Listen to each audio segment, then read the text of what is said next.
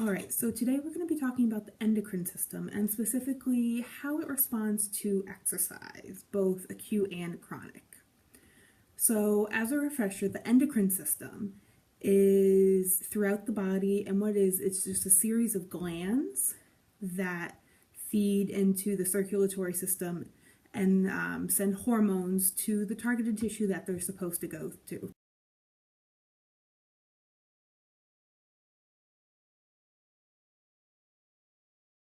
So a couple different kinds. You have the pituitary gland in the brain, the pancreas for insulin production, and another one is the adrenal glands.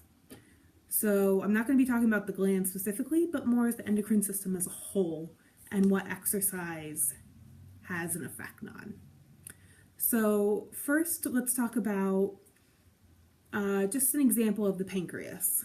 So the pancreas secretes insulin, and what the insulin does is, so that pancreas is responsible for carbohydrate regulation during exercise.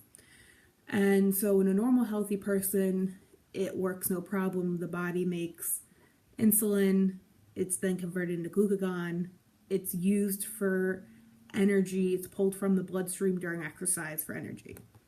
Now in someone with diabetes, meaning that usually they have a insulin insensitivity, meaning the body doesn't absorb and use the insulin like it should. Exercise is going to be the most effective treatment for them, because what exercise does, especially to the endocrine system, is it increases insulin sensitivity. So it's going to make the body more sensitive to the insulin, and therefore those with diabetes can use it more easily. So insulin also decreases production about 50% during exercise.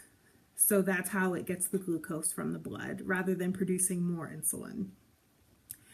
Now, the endocrine system also works very closely with the nervous system during exercise. And that's why maybe you feel amped up, everything feels much more, is because the two systems work together. So when we talk about acute exercise, meaning just a short bout of it, we're going to increase that hormone. So the increased hormone production is going to occur very quickly, and then it stabilizes from the initial demands of exercise. Now this increase is going to be greatest during moderate to high intensity activity, and this change of hormones during exercise is critical for exercise performance and as well as training adaptations.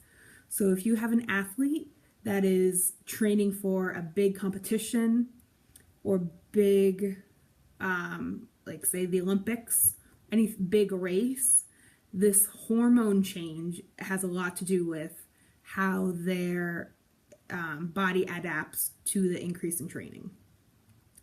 Now, chronic exercises, you've been training for weeks and weeks and weeks. So what does that then mean for the endocrine system? So that means the body is going to have an increased ability to exert higher levels of muscular force. And although this is occurring with chronic exercise, the hormone or the endocrine system will also mirror these effects after acute exercise. But really you get that benefit during chronic exercise. Endocrine function overall will also improve as the stress of exercise is tolerated by the body in response to external loading.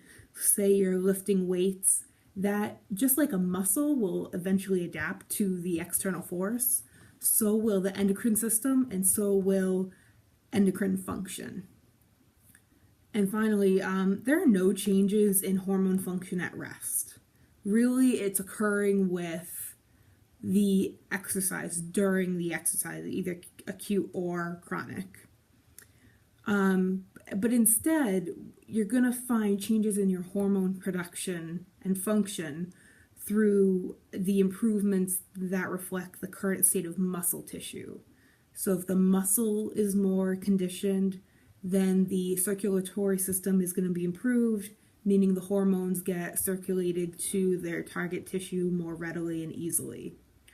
And so it's something really to think about. I think a lot of times people only imagine exercise is good for either the looks or big biceps, but you really have to look at the whole body and know that all systems, circulatory system, endocrine system, cardiovascular, pulmonary, all of these systems are going to improve with exercise. It's not a external improvement at all. It's all within. And so it's something really important to keep in mind when exercising, that it's not just your muscles that are showing improvement, it's going to be your whole body.